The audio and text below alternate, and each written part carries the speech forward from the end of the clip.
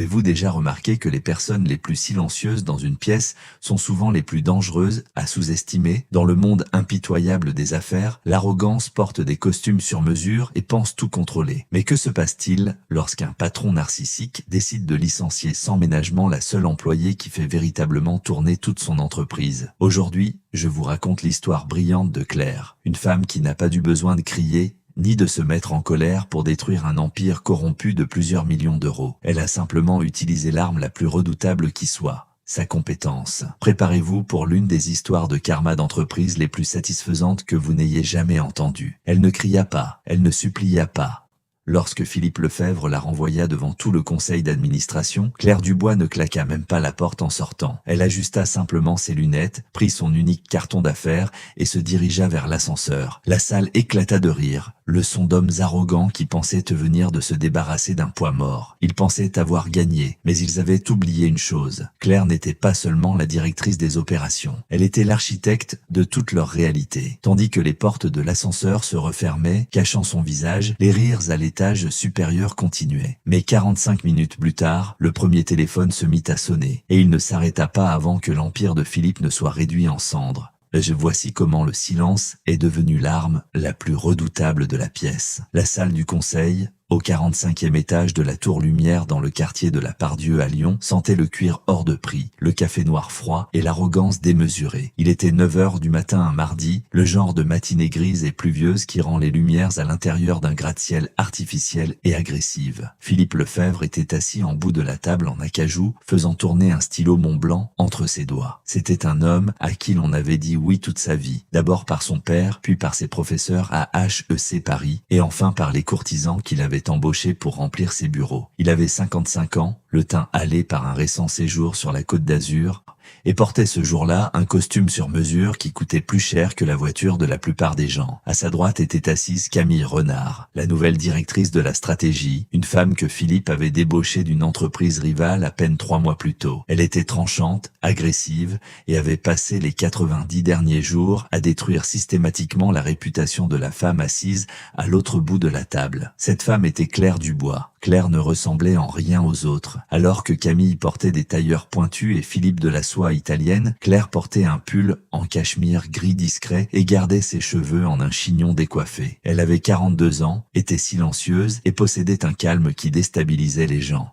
Elle travaillait chez Lefebvre-Beaumont depuis 15 ans, commençant comme analyste junior pour gravir les échelons jusqu'au poste de directrice des opérations. Elle savait où chaque euro était enterré. Elle savait pourquoi les prévisions du 3e trimestre étaient gonflées. Elle connaissait les mots de passe des anciens serveurs. Mais aujourd'hui, rien de tout cela ne comptait. Aujourd'hui, elle était le bouc émissaire. « Claire », dit Philippe, la voix douce, dénué de tout remords sincère. Nous avons examiné les rapports d'efficacité du dernier trimestre. Les chiffres ne correspondent pas. Et franchement, nous pensons que le département a besoin d'une perspective plus fraîche. Il ne la regarda pas dans les yeux. Il regarda Camille, qui offrit un mince sourire de prédatrice.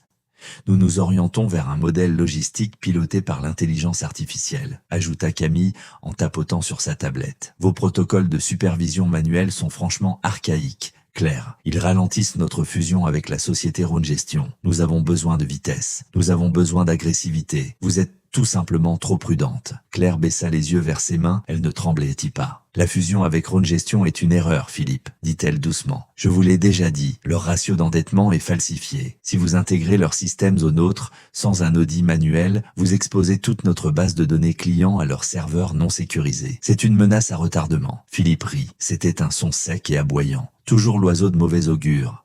Claire, c'est exactement de cela que nous parlons. Vous avez peur de la croissance, vous avez peur de l'avenir. J'ai peur de la faillite, corrigea Claire, la voix assurée. La pièce devint silencieuse un instant, mais ce n'était pas un silence respectueux. C'était le silence d'un prédateur coinçant sa proie. Nous vous laissons partir, Claire, dit Philippe en abandonnant ses faux semblants. Avec effet immédiat, la sécurité vous attend dehors pour vous escorter. Nous avons préparé une indemnité de départ. Le standard, bien sûr. 2 semaines de salaire, 15 ans, 2 semaines de salaire. Claire leva les yeux. Pour la première fois, elle regarda Philippe directement dans les yeux. Il n'y avait aucune tristesse dans son regard. Il n'y avait aucune colère. Il n'y avait qu'une terrifiante clarté. Vous me renvoyez 2 jours avant la signature avec Rhône Gestion, demanda-t-elle. Nous nous débarrassons des poids morts, intervint Camille. Nous voulons faire table rase pour le communiqué de presse. Claire hocha lentement la tête. Elle se leva. Elle ne discuta pas. Elle ne supplia pas pour sa prime d'ancienneté, sachant qu'il trouverait probablement une faille juridique pour la lui refuser. Elle ferma simplement son ordinateur portable personnel et le rangea dans son sac. Très bien, dit Claire. Très bien. Philippe cligna des yeux, s'attendant à une dispute. Il voulait une dispute. Écraser la résistance le faisait se sentir puissant. Si c'est la décision du conseil, je l'accepte, dit Claire. Je laisserai mon badge à l'accueil. Elle se retourna et marcha vers les lourdes portes en verre. N'oubliez pas de laisser la carte d'accès pour la salle des serveurs, lança Camille, la voix dégoulinante de moquerie. Nous ne voudrions pas que vous reveniez en douce pour auditer manuellement la machine à café. Les membres du conseil ricanèrent. Quelques vice-présidents juniors, désireux de plaire à Philippe, rirent plus fort. Leurs rires résonnèrent contre les murs de verre. Claire s'arrêta à la porte. Elle ne regarda pas en arrière. Elle glissa simplement la main dans sa poche, en sortit une petite clé USB cryptée, la clé d'authentification principale pour toute l'architecture bancaire interne, et la posa doucement sur la table d'appoint près de la porte. Je n'en aurai plus besoin, murmura-t-elle pour elle-même. Elle sortit. Les rires la suivirent dans le couloir. Ils riaient parce qu'ils pensaient qu'elle était une relique.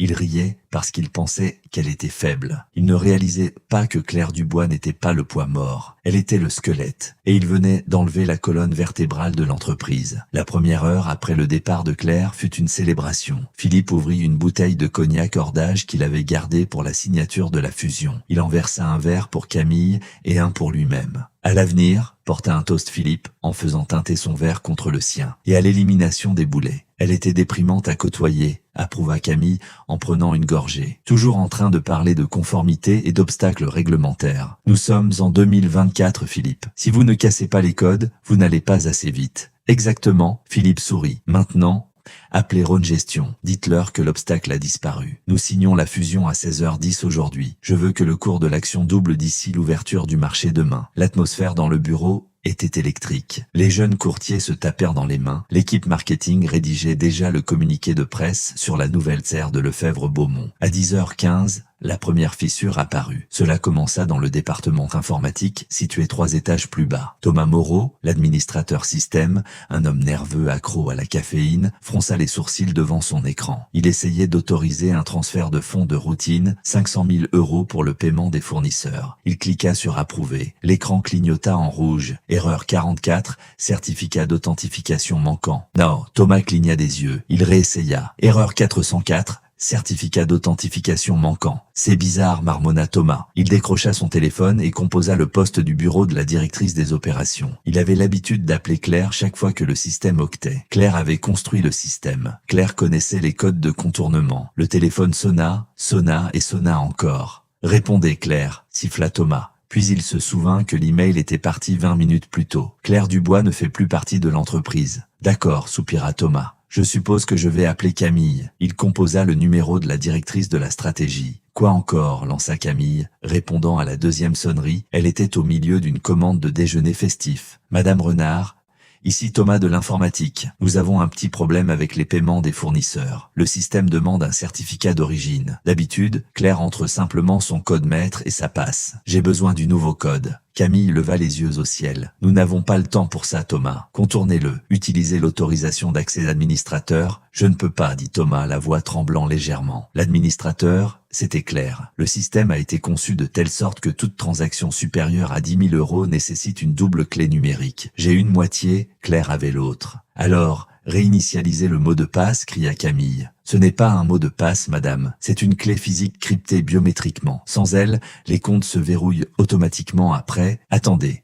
Thomas regarda le compte à rebours sur son écran. Oh mon Dieu. Quoi? Exigea Camille. Si la clé n'est pas détectée dans les 60 minutes suivant une transaction signalée, le système suppose une intrusion hostile, dit Thomas, le visage se vidant de ses couleurs. Il lance le protocole fantôme. En français, Thomas. Il gèle les actifs, murmura Thomas. Tous les actifs pour empêcher le vol. Eh bien, réparez-le. Camille raccrocha brutalement. Elle regarda Philippe, qui admirait son reflet dans la fenêtre. Un problème? Demanda paresseusement Philippe. Un problème informatique. Camille balaya la question d'un geste de la main. Un ancien mot de passe que Claire a oublié de laisser. Je vais demander aux informaticiens d'effacer le serveur et de le réinitialiser. 10 minutes maximum. Philippe hocha la tête. Bien.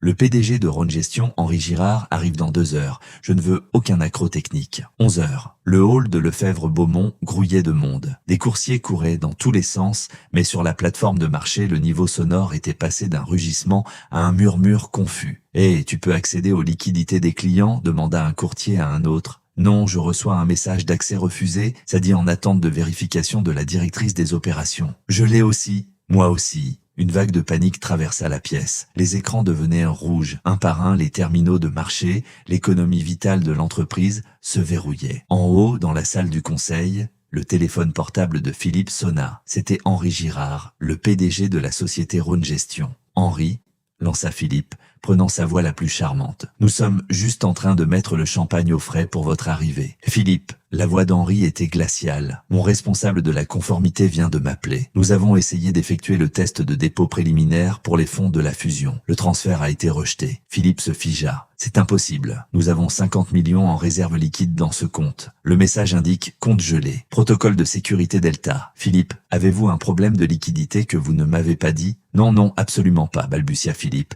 la sueur perlant instantanément sur son front. C'est un petit problème informatique. Nous mettons à jour nos serveurs aujourd'hui. Un mauvais timing, c'est tout. Vous avez 1 heure, Philippe, dit Henri. Si cet argent n'est pas vérifiable d'ici midi, l'affaire est annulée et je déclarerai publiquement que Lefebvre-Beaumont est insolvable. Clic. Philippe fixa le téléphone. Il regarda Camille. Faites monter l'informaticien tout de suite. 10 minutes plus tard, Thomas se tenait dans la salle du conseil, transpirant à travers sa chemise. Il tapait frénétiquement sur un ordinateur portable connecté au projecteur principal. « Parlez-moi » aboya Philippe. « C'est le protocole fantôme » dit Thomas, la voix brisée. Claire l'a écrit il y a 5 ans après cette alerte aux cyberattaques. Il enveloppe toute la base de données principale dans une coquille. Il faut un jeton physique pour le déverrouiller, spécifiquement une clé USB avec une clé de cryptage tournante. Les yeux de Philippe s'écarquillèrent. Il se souvint du petit objet argenté que Claire avait posé sur la table près de la porte. Il se retourna. La table. Elle l'a laissée sur la table. Camille courut vers la table d'appoint près de la porte. Elle était vide. L'équipe de nettoyage, halta Camille. Ils sont entrés juste après son départ pour nettoyer la pièce. Philippe courut dans le couloir. L'équipe d'entretien. Où est l'équipe d'entretien? Ils trouvèrent le chariot de nettoyage près des ascenseurs. Une femme âgée et confuse nommée Madame Geneviève vidait une poubelle. La clé, hurla Philippe, effrayant la pauvre femme. Une petite clé USB argentée. Où est-elle? Madame Geneviève semblait terrifiée. Je jette les poubelles, toutes les poubelles dans le compacteur. Le compacteur. Philippe lui attrapa les épaules. Où va le compacteur? Au sous-sol, murmura Madame Geneviève. L'incinérateur tourne à 11h30. Philippe regarda sa montre. Il était 11h15. Arrêtez l'incinérateur, cria Philippe à Camille. Allez, mais alors même que Camille courait vers les ascenseurs, Thomas secoua la tête. Monsieur Lefebvre, ça ne changera peut-être rien. Pourquoi? Grogna Philippe. Parce que, Thomas pointa l'écran. Regardez la ligne de commande. Le système ne s'est pas simplement verrouillé parce que la clé manquait. Il s'est verrouillé parce qu'une commande externe lui a été envoyée. Quelle commande? Thomas tapa quelques lignes. Du texte défila sur l'écran. Utilisateur C. Dubois, statut licencié, action révocation de tous les privilèges administratifs, déclenchement protocole fantôme, note, bonne chance avec l'audit manuel. Elle n'est pas simplement partie, dit Thomas, de l'admiration dans la voix. Elle savait que vous l'aviez renvoyée, et quand vous avez révoqué son accès à la messagerie à 9h45, cela a été le déclencheur. Le système a interprété son licenciement comme une prise de contrôle hostile, car son niveau d'habilitation était supérieur au vôtre, monsieur Lefebvre. Supérieur au mien. Je possède l'entreprise. Techniquement, dit Thomas, Claire a construit le cerveau de l'entreprise. Vous ne possédez que les documents administratifs. Le système pense que l'intrus, c'est vous. Philippe se laissa tomber dans son fauteuil. Les rires d'il y a 2 heures semblaient être un lointain souvenir. Appelez-la, murmura Philippe. Camille, essoufflée d'avoir couru depuis l'ascenseur, sortit son téléphone. Je l'appelle. Elle le mit sur haut-parleur. La voix de Claire était calme. En arrière-plan, il pouvait entendre le sifflement d'une machine à expresso et le brouhaha d'un bistrot. « Claire » hurla Philippe, « nous avons un problème. »« Je ne travaille plus là-bas, Philippe, » dit agréablement Claire. « Je crois que vous avez dit que vous vous débarrassiez des poids morts. »« Écoutez-moi, » siffla Philippe, « le système est verrouillé. La fusion avec Rhône Gestion est dans 40 minutes. Nous avons besoin du code de contournement. »« Je n'ai pas de code, » dit Claire. « J'ai laissé la clé sur la table. Vous l'avez perdue. » Elle a disparu. Claire, vous devez revenir tout de suite. Nous vous paierons pour la journée. Il y eut une pause à l'autre bout de la ligne. Je crains de ne pouvoir faire ça, Philippe. J'ai un déjeuner d'affaires. Avec qui? Exigea Philippe. Qui est plus important qu'une fusion à 100 millions d'euros? Avec l'autorité des marchés financiers, dit Claire. Le sang se retira du visage de Philippe si vite qu'il ressembla à une statue de marbre. L'autorité des marchés financiers. Oui, dit Claire. Vous voyez ce poids mort dont vous vous êtes débarrassé. C'était la seule chose qui cachait le fait que vous utilisiez les fonds des clients pour couvrir vos pertes personnelles sur le marché des crypto-monnaies depuis 6 mois. J'équilibrais manuellement les registres chaque nuit pour empêcher les alarmes de se déclencher en espérant que vous régleriez le problème. Mais puisque je suis parti, eh bien, l'audit automatisé vient de s'exécuter. Claire, attendez, la voix de Philippe tremblait. Ne faites pas ça. Je n'ai rien fait, Philippe. Je suis juste parti. C'est vous qui avez décidé de naviguer sans pilote. Donnez votre prix, supplia Philippe. 5 millions, 10, en espèces. Dites simplement à l'AMF que c'était une erreur. Revenez et réparez le code. C'est trop tard, dit Claire. La brigade financière est déjà là. Oh, et Philippe. Quoi ? Je vous suggérerais d'appeler votre avocat, mais puisque vous avez licencié l'équipe juridique le mois dernier pour faire des économies, appelez peut-être simplement votre femme. Clic. La ligne fut coupée. Philippe regarda le téléphone, puis il regarda par la fenêtre. En bas, dans la rue, il pouvait voir des gyrophares clignoter, des lumières bleues se reflétant sur la pluie grise lyonnaise. Il ne venait pas pour Claire. L'arrivée des autorités à la Tour Lumière ne ressemblait pas au film. Il n'y avait pas d'équipe d'intervention descendant en rappel sur le côté de la tour de verre, pas d'hélicoptère planant de manière menaçante à hauteur des yeux. C'était beaucoup plus clinique et d'une certaine manière beaucoup plus terrifiant. À 11h45, exactement 15 minutes avant que la fusion avec Rhône Gestion ne doive être signée, un convoi de SUV noirs se gara sur le trottoir. Des hommes et des femmes, en coupe-vent portant les lettres AMF et Police nationale en descendirent. Ils se déplaçaient avec le but synchronisé d'une colonie de fourmis démantelant un scarabée mort. En haut, au 45e étage, la panique s'était mutée en hystérie. « Déchiquetez tout, hurlait Philippe, jetant des papiers en l'air. Il était à genoux près de la baie de serveur principale dans la salle de conférence, essayant d'arracher physiquement les disques durs du mur, mais le boîtier était en acier renforcé. Une autre des mesures de sécurité de Claire. « Je n'arrive pas à accéder aux journaux numériques », pleura Camille depuis son ordinateur portable. Sa maîtrise d'elle-même parfaitement entretenue s'était dissoute. Son mascara coulait. Le protocole fantôme a aussi verrouillé les sauvegardes sur le cloud. « Philippe, on ne peut pas supprimer les emails, les discussions. Tout est gelé. » « Claire, » rugit Philippe, frappant du poing contre l'armoire métallique du serveur. Elle a planifié ça. Elle savait. Les portes de l'ascenseur carillonnèrent. Philippe se retourna, s'attendant à voir la sécurité, ou peut-être Claire revenir pour le sauver. Au lieu de cela, il vit le commissaire Laurent, un homme au visage taillé dans le granit, un mandat à la main. Derrière lui se tenaient 6 autres agents. « Philippe Lefebvre, » dit le commissaire Laurent, sa voix coupant le chaos. « Éloignez-vous de l'équipement. » C'est un malentendu, balbutia Philippe, lissant ses cheveux ébouriffés. Il essaya d'invoquer l'arrogance qui l'avait servi pendant 30 ans. « Je suis au milieu d'une fusion à 1 milliard d'euros. Qui est votre supérieur ?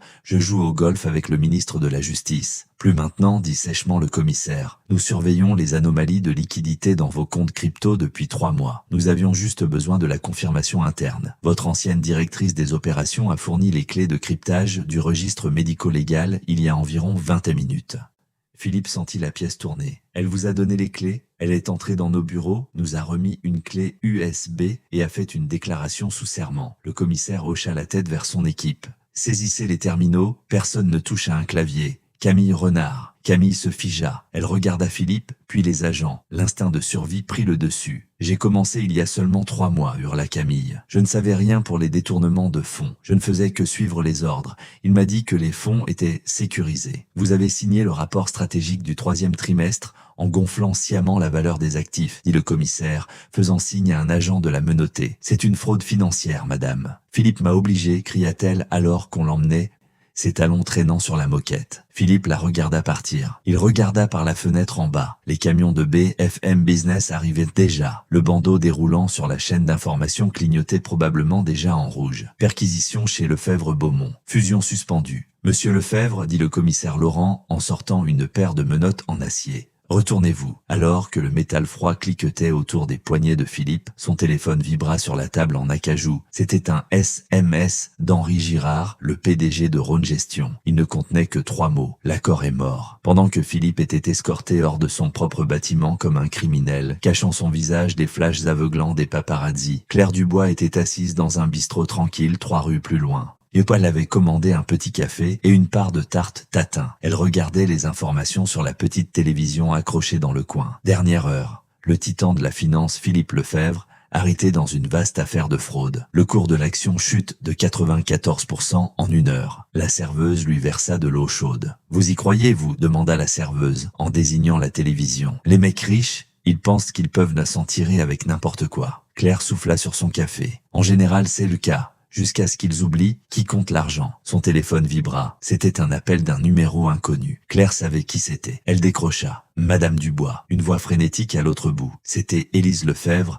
la femme de Philippe. « Bonjour Élise, » dit calmement Claire. « Claire, je t'en prie, sanglotait Élise. La banque vient d'appeler. Ils ont gelé nos comptes joints. Ils ont gelé les biens immobiliers. Ils disent que Philippe a utilisé notre patrimoine personnel pour couvrir les pertes de l'entreprise. Est-ce vrai ? Je t'avais prévenu, Élise, dit Claire, la voix non sans compassion mais ferme. Il y a 6 mois au gala de charité. Tu t'en souviens ? Je t'ai dit de vérifier les fonds fiduciaires pour les enfants. Je t'ai dit de séparer tes actifs. Je pensais que tu étais juste jalouse, pleura Élise. Philippe disait que tu étais aigrie parce qu'il ne voulait pas te donner de part dans l'entreprise. Claire, je t'en prie, les enfants, leurs frais de scolarité. Reste-t-il quelque chose ? Claire prit une gorgée de son café. L'entreprise est finie, Élise.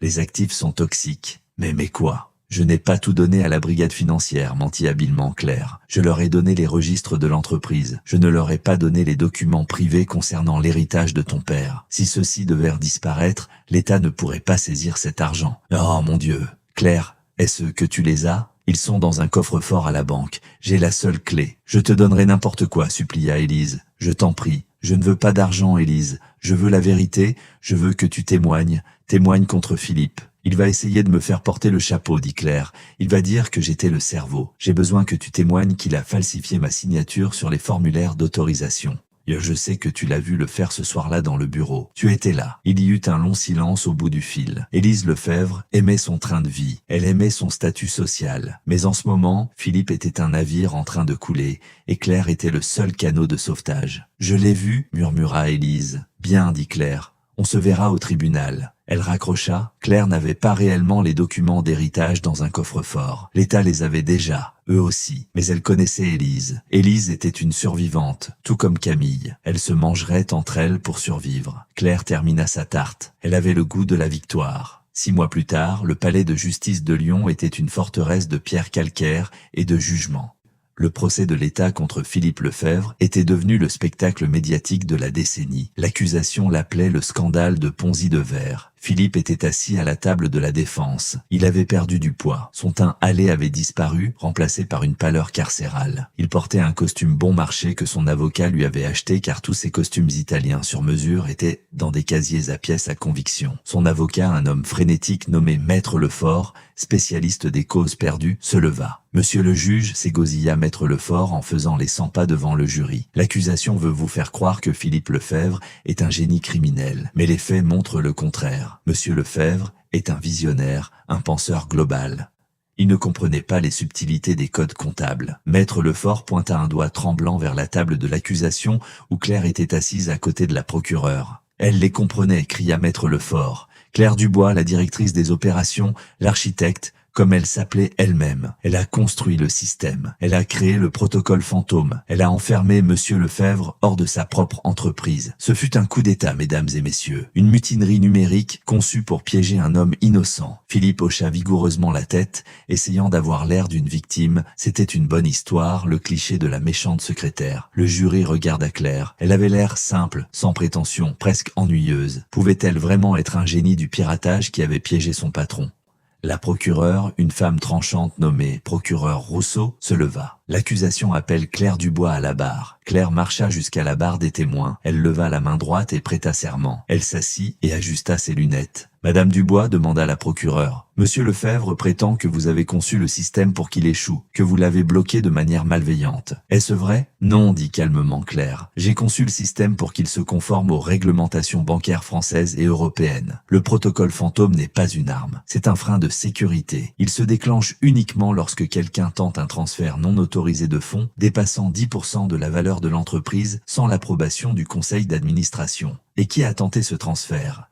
Philippe Lefebvre, dit Claire. Le matin du 7 janvier, il a essayé de déplacer 50 millions d'euros du compte séquestre des clients vers une société écran aux îles Caïmans pour rembourser ses dettes de jeu. « Objection » cria Maître Lefort. « Oui dire. J'ai les journaux de connexion, dit Claire en sortant un épais classeur de son sac. Et j'ai l'enregistrement audio. La salle d'audience devint silencieuse. Audio, demanda le juge. Monsieur Lefebvre a installé un système de trading à commande vocale dans son bureau l'année dernière, expliqua Claire. Il pensait que ça lui donnait l'air de Tony Stark. Il ne s'est pas rendu compte que les systèmes à commande vocale enregistrent l'audio pour traiter les commandes. Ces enregistrements sont stockés sur un serveur localisé séparé, un serveur que j'auditais manuellement. Claire regarda Philippe. Ses yeux étaient écarquillés de terreur. « Veuillez lancer la pièce à conviction G », dit Claire. L'audio fut diffusé sur les haut-parleurs de la salle d'audience. C'était grésillant mais clair. La voix de Philippe. « Camille a juste trafiqué les chiffres. Je m'en fiche si Claire s'en rend compte plus tard. Une fois que l'argent de Rhône Gestion arrivera, on bouche le trou et personne n'en saura rien. Si Claire essaie de l'arrêter, on la renvoie, on la détruit. On dira qu'elle était incompétente. Qui vont-ils croire ? Le milliardaire ou la bibliothécaire? » La salle d'audience explosa, le jury haleta. Philippe cacha sa tête dans ses mains, mais Claire n'avait pas fini. Monsieur Lefebvre a essayé de me blâmer pour l'effondrement, continua Claire, sa voix gagnant en force. Mais la vérité, c'est que j'ai passé 15 ans à maintenir cette entreprise à flot malgré lui. J'ai fait des semaines de 80 heures pour corriger ses erreurs. J'ai couvert ses traces, non pas pour l'aider à voler, mais pour protéger les emplois des 400 employés dont il se fichait éperdument. Elle se tourna vers le jury. Quand il m'a renvoyé, il n'a pas seulement renvoyé une employée, il a renvoyé la conscience de l'entreprise. Et sans conscience, le système a fait exactement ce pourquoi il avait été conçu. Il s'est autodétruit pour empêcher l'infection de se propager. C'était un discours puissant, mais l'avocat de Philippe avait une dernière carte désespérée à jouer. « Madame Dubois », cria Maître Lefort lors du contre-interrogatoire, « vous prétendez avoir une haute valeur morale. Pourtant, n'est-il pas vrai que vous êtes actuellement poursuivi par la société Rhône Gestion pour négligence? N'est-il pas vrai que si Monsieur Lefebvre tombe, vous êtes personnellement responsable des primes d'assurance? C'était le piège. Si Claire était responsable, elle avait un motif pour faire porter le chapeau à Philippe afin de blanchir son nom. Claire sourit. C'était la première fois qu'elle souriait au tribunal. « En fait, Maître Lefort, dit Claire, je ne suis pas responsable. » « Et pourquoi cela ? Parce que, dit Claire en se penchant vers le micro, 3 jours avant d'être licenciée, j'ai exercé une clause de mon contrat, la clause de protection des lanceurs d'alerte selon la loi Sapin 2. J'ai formellement démissionné en tant que garante de l'assurance et transféré la responsabilité à l'actionnaire principal. » Maître Lefort se figea. L'actionnaire principal. « Oui, dit Claire, mais puisque Philippe avait déjà hypothéqué ses parts, la responsabilité est passée au garant secondaire inscrit sur le trust. » Claire regarda vers le fond de la salle d'audience. Madame Élise Lefebvre. Élise se leva dans le public. Elle regarda Philippe avec une haine pure. Elle avait témoigné contre lui hier, pensant que cela sauverait sa fortune. Maintenant, elle réalisait que Claire les avait tous les deux surpassés. « Vous, murmura Philippe en regardant sa femme, puis Claire, vous nous avez montés l'un contre l'autre. » « Non, Philippe, dit doucement Claire, j'ai juste équilibré les comptes. Votre femme et vous avez passé des années à dépenser l'argent qui appartenait aux caisses de retraite de vos employés. Maintenant, vous payez tous les deux l'addition. » Le marteau du juge frappa. Le silence revint. Mais le mal était fait. Le jury ne regardait plus une employée mécontente. Il regardait une femme qui avait méticuleusement, légalement et brutalement démantelé une dynastie corrompue de l'intérieur. Alors que Claire descendait de la barre des témoins, elle passa devant la table de Philippe. « Vous m'avez traité d'analphabète un jour, murmura-t-elle assez fort pour que lui seul puisse entendre. Vous avez dit que j'étais juste une secrétaire glorifiée. » Philippe leva les yeux, les larmes aux yeux. « Je lis les petits caractères, dit Claire. Vous auriez dû le faire aussi. » Le marteau s'abattit avec un son qui sembla briser les derniers vestiges de la vie de Philippe Lefebvre. Philippe Lefebvre, vous êtes par la présente condamné à 25 ans de détention sans possibilité de libération conditionnelle avant les 15 premières années. La salle d'audience haleta, mais c'était un halètement de satisfaction, pas de choc. Les preuves fournies par Claire étaient accablantes. Les enregistrements audio, les registres médico-légaux, les journaux du protocole fantôme. Cela dépeignait un homme tellement consumé par l'avidité qu'il cannibaliserait sa propre entreprise pour la nourrir. Philippe ne cria pas cette fois. Il ne tempêta pas, il s'affaissa simplement dans sa chaise, paraissant plus petit que quiconque ne l'avait jamais vu. Alors que les gendarmes s'avançaient pour le menotter, il regarda vers le public. Il ne cherchait pas sa femme, Élise. Il cherchait Claire. Claire croisa son regard. Elle ne sourit pas. Elle ne jubila pas, elle hocha simplement la tête, une simple reconnaissance d'une transaction terminée. Alors que les gendarmes emmenaient Philippe, l'essaim médiatique tourna son attention vers les deux femmes laissées dans les décombres, Claire Dubois et Élise Lefebvre. Élise était assise au premier rang, tremblante. Elle avait témoigné contre son mari, espérant la clémence, espérant sauver la villa de Deauville et le Penthouse à Genève. Elle serrait son sac Chanel comme une bouée de sauvetage. Mais alors que la salle d'audience se vidait, un agent du fisc s'approcha d'Élise. Madame Lefebvre, demanda l'agent, le ton poli mais ferme. Oui, Élise se leva en s'essuyant les yeux. Est-ce fini? Puis-je rentrer chez moi? Je crains que non, madame, dit l'agent. Comme madame Dubois l'a témoigné, la clause de responsabilité des dettes de l'entreprise a été transférée au garant secondaire lorsque le défaut de paiement principal s'est produit. Puisque vous êtes la co-administratrice du fonds familial Lefebvre, l'État a placé un privilège sur tous vos biens personnels pour rembourser la caisse de retraite. Le visage d'Élise devint blanc. Tous, la maison, les voitures, les bijoux, les comptes offshore, énuméra l'agent. Nous avons une équipe à votre résidence en ce moment même pour cataloguer les objets. Vous avez 24 heures pour quitter les lieux. Mais Claire avait dit, Élise se retourna, le regard affolé. Elle aperçut Claire près de la sortie, enfilant son manteau. Claire, hurla Élise en courant dans l'allée, tu m'as menti, tu as dit que si je témoignais, le patrimoine serait en sécurité.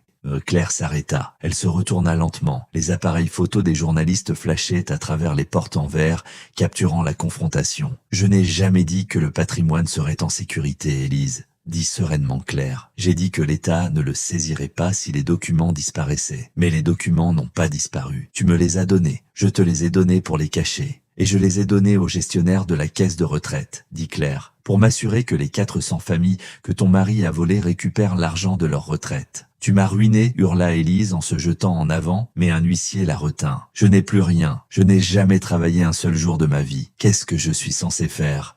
Claire regarda la femme qui s'étouffait jadis de mépris devant ses chaussures bon marché et son style de vie ennuyeux. « Tu es intelligente, Élise » dit Claire, faisant écho aux mots que Philippe avait utilisés lorsqu'il l'avait licenciée. « Je suis sûre que tu peux trouver un poste de débutante quelque part. J'ai entendu dire que le bistrot au bout de la rue embauche. C'est un travail dur, mais c'est honnête. » Claire poussa les lourdes portes du tribunal et sortit dans la lumière aveuglante des paparazzis. « Madame Dubois, crièrent les journalistes. Qu'est-ce que ça fait de faire tomber un géant? Êtes-vous une héroïne, une justicière? Claire s'arrêta au bas des marches. Elle ajusta ses lunettes. « Je suis juste une directrice des opérations, dit-elle dans les micros. J'aime que les choses soient efficaces. La corruption, c'est inefficace. » Elle marcha à travers la foule et là un taxi est disparu dans la ville. Pendant les mois qui suivirent, les retombées furent nucléaires. Lefebvre-Beaumont fut dissoute. Les actifs furent liquidés. Le nom Lefebvre devint toxique, synonyme de fraude. Philippe purgeait sa peine dans un centre pénitentiaire de la région Auvergne-Rhône-Alpes, travaillant à la buanderie pour quelques centimes l'heure. Élise Lefebvre emménagea dans un petit appartement dans un quartier moins prisé de la ville. La presse à scandale publia des photos d'elle,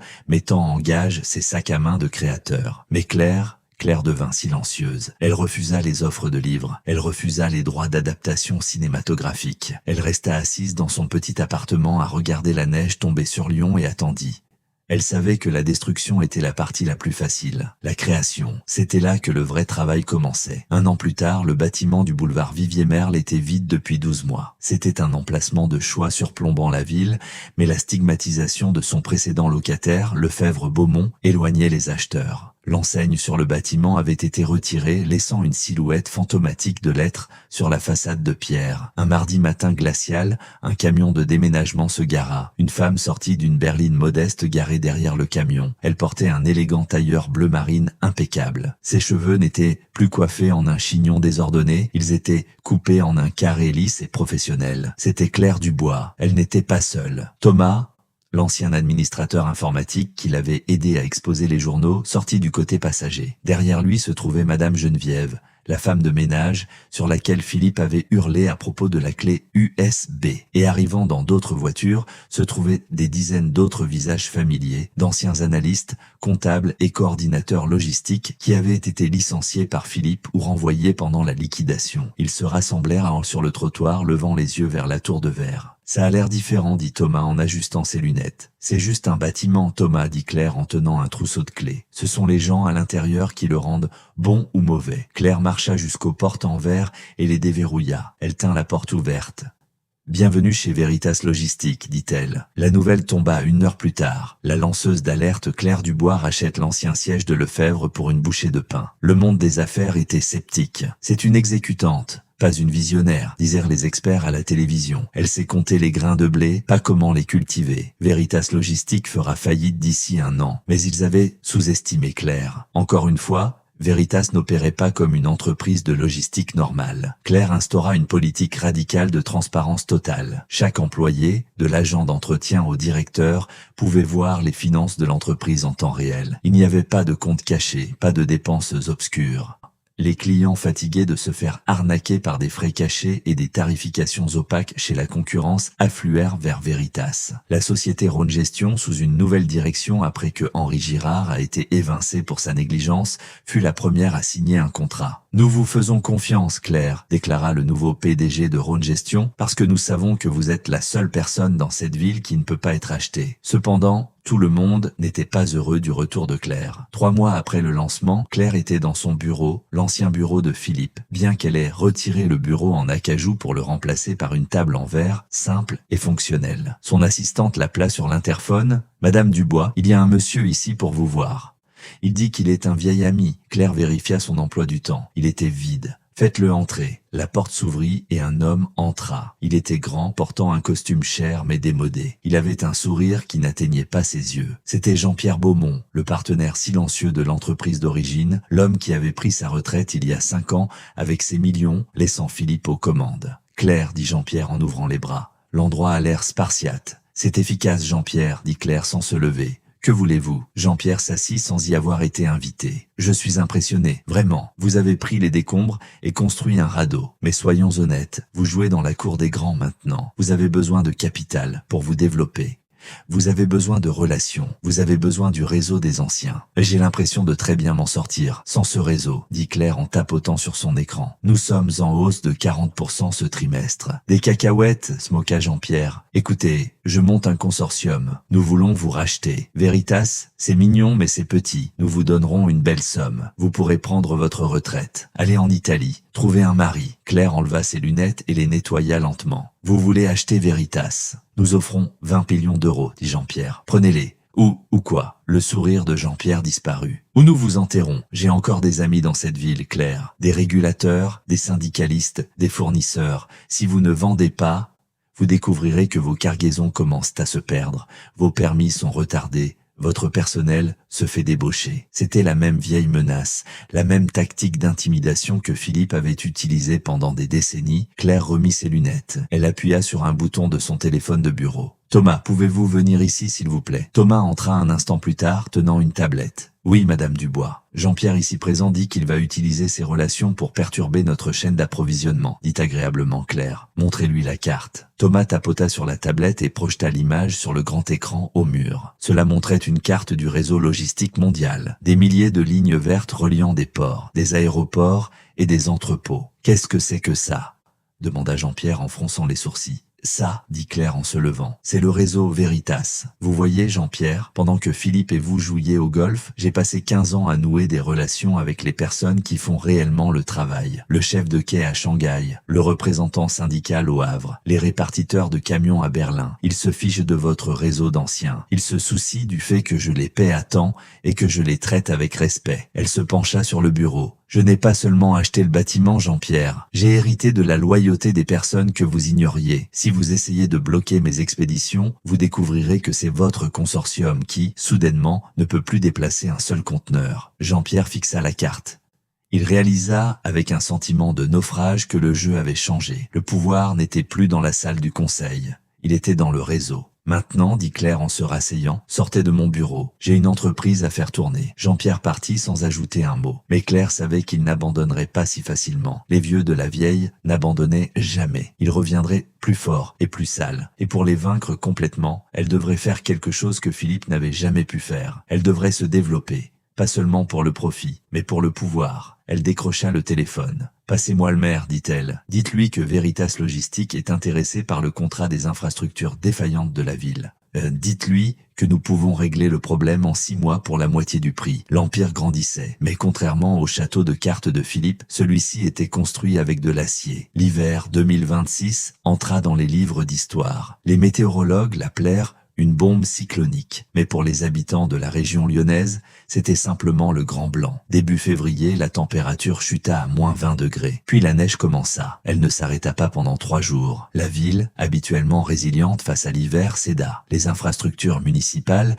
affaiblies par des années de coupes budgétaires et de contrats corrompus, s'effondrèrent. Le prestataire officiel de déneigement et de logistique d'urgence de la ville était une société appelée Rhône Transport, une filiale discrètement possédée par le consortium de Jean-Pierre Beaumont. Ils détenaient le contrat exclusif pour déblayer les autoroutes et livrer les fournitures médicales d'urgence aux hôpitaux. Mais au 2e jour du blizzard, les chasse-neige ne sortirent pas. Les camions ne bougèrent pas. Jean-Pierre était assis dans son pentouse chauffé, sirotant du cognac. Il était au téléphone avec le maire. C'est un conflit social, monsieur le maire, mentit habilement Jean-Pierre. Mes chauffeurs refusent de sortir par ce temps sans prime de risque. Payé triple, plus une renégociation du contrat de 10 ans. Si vous signez l'extension maintenant, je pourrais probablement les mettre sur la route d'ici minuit. C'était de l'extorsion. Jean-Pierre prenait la ville en otage pendant que les ambulances étaient coincées dans des bancs de neige.